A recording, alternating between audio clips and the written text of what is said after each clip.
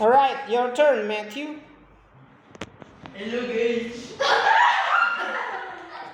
My name is Matthew, and today I'm going to give out my ideas as the EF President as the EF Student Council President. My first idea is implementing a code of conduct, and this code of conduct will make the people who misbehave, like Kinan here, they will make them be scared, and they will make them behave well. And my second idea is making the EF meeting more longer, maybe 2 hours and 30 minutes.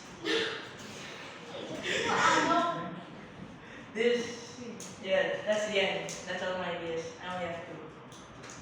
What's the idea? Thank you.